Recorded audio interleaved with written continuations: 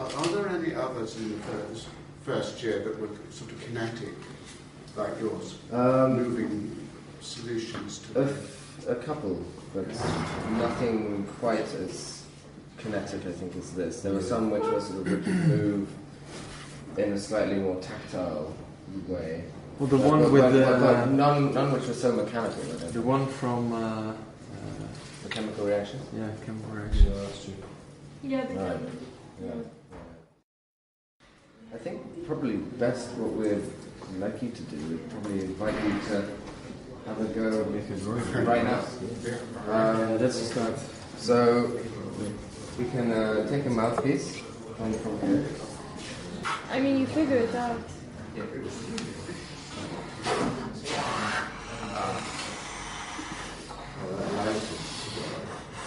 Yeah, it's fine. Look, we get A's. Yeah, we seem to be getting the Now, why is that supposed to be equal? I think the lilac pen is right. Yeah, the lilac pen is just something, but actually it's quite interesting with these pauses.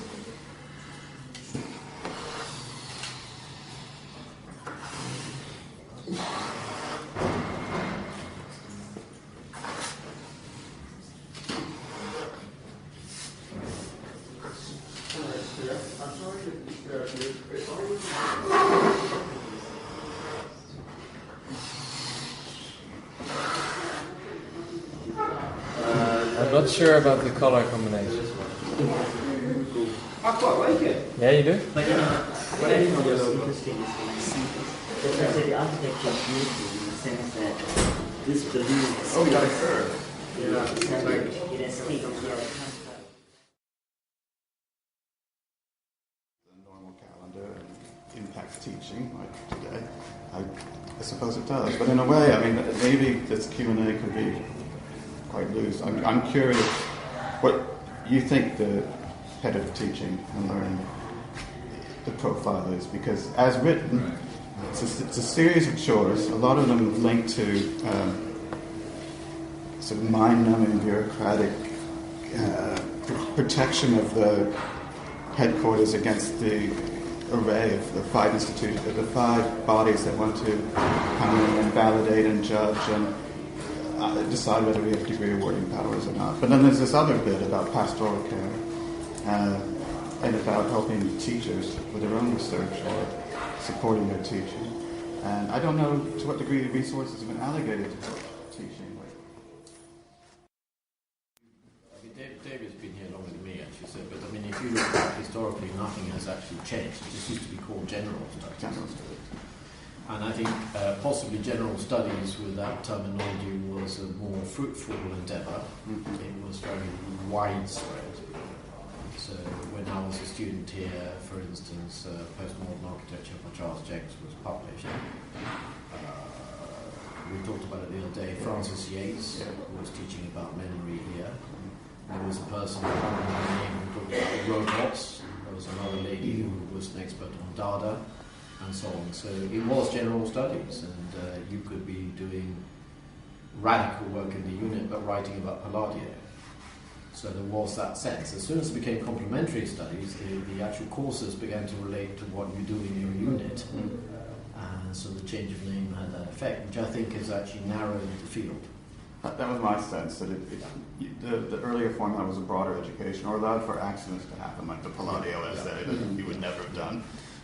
The public program was just evening lectures. And the difference with that was that they were really well attended by people who were not in the school. So you used to meet architects in the bar when I was a student. You know, so people who were... Why do you think that's changed?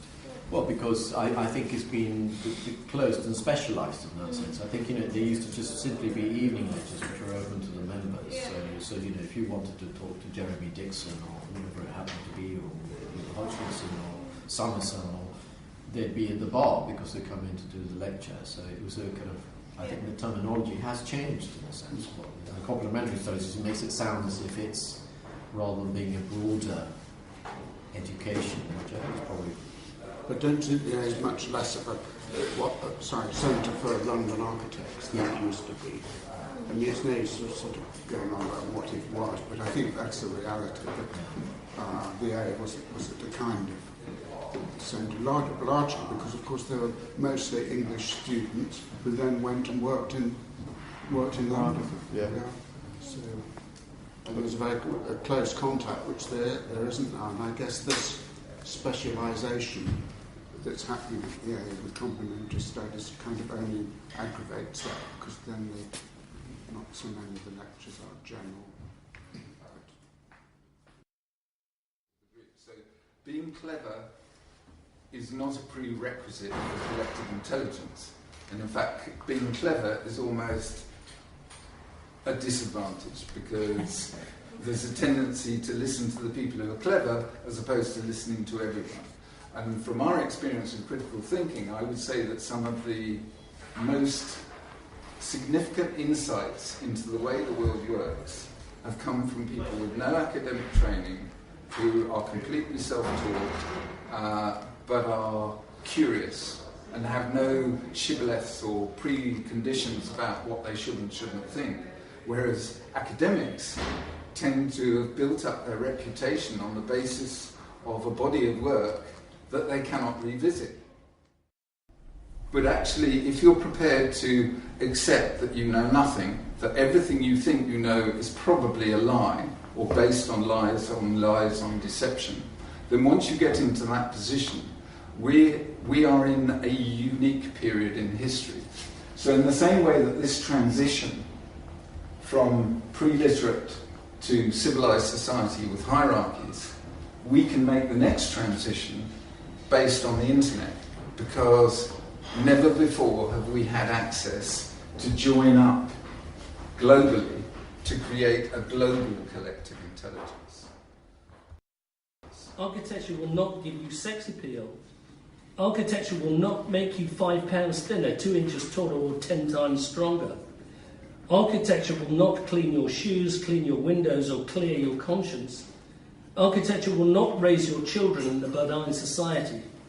Architecture will not make you morally acceptable, corporately commendable, or socially desirable. Architecture will not make you plug in, turn on, or cop out. Architecture will not make you gay, heterosexual, metrosexual, bisexual, or coincident with the sexual interests of Catherine the Great. Architecture will not be iterated, replicated, donated, eviscerated, confiscated, castigated, consecrated, obliterated, or denigrated. Architecture will not overturn the tables of the usurers and money changers in the Temple of Solomon. Architecture will not be crucified, plagiarized, pacified, or glorified. Architecture will not give you the head of John the Baptist.